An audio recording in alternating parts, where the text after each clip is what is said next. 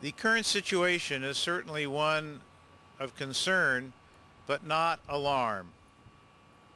We do not yet have a confirmed case in Los Angeles County, but we expect to have them within the next couple of days. As we've said, we cannot have such a large population and so much traffic back and forth to Mexico and not have some of this disease. But many of the specimens we are getting in our laboratory, we are finding are from seasonal influenza, the regular strains that we've had with us this winter. And while we're at the tail end of that period, we are still seeing a lot of the seasonal influenza.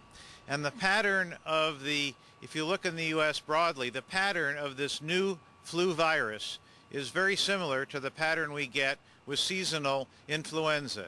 It's no more severe. It's basically mild and moderate disease predominantly. Some of you have been concerned because you've heard the word pandemic.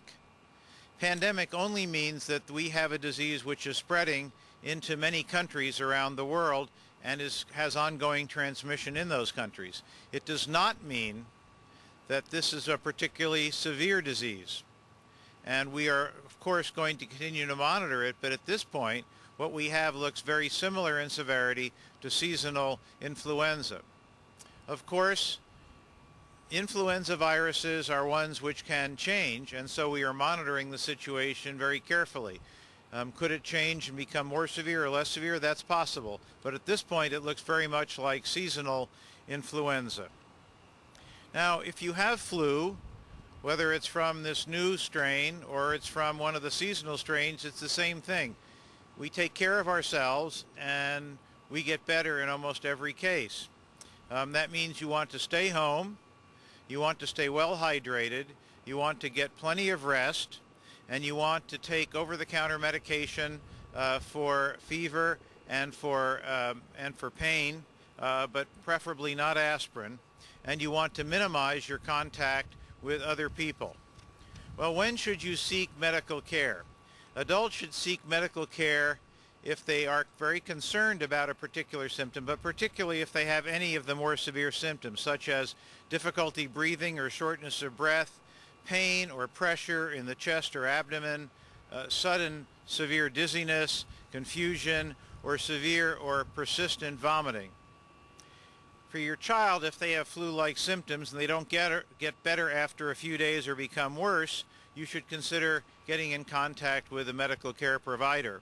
Or if they experience more severe symptoms, such as very fast breathing or trouble breathing, a bluish skin color, dehydration, that is, you're not able to keep enough fluids in them to keep them well hydrated, they're not waking up or they're not interacting, they have some confusion, they're disoriented, or if they have fever with a rash.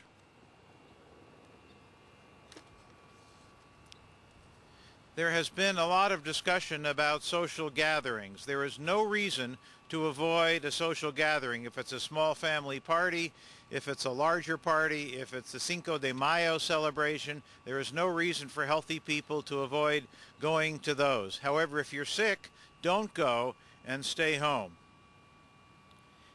Masks are not recommended because they do not help avoid contacting the flu. I'll say that again. Masks are not recommended. They do not help you avoid getting influenza. So there is no need to use them. Also, you cannot get influenza of any type from eating any pork product. You cannot get influenza from eating pork products. Well, I think everybody by this time knows, but may not be doing what they need to do to prevent themselves, to help themselves prevent getting this disease.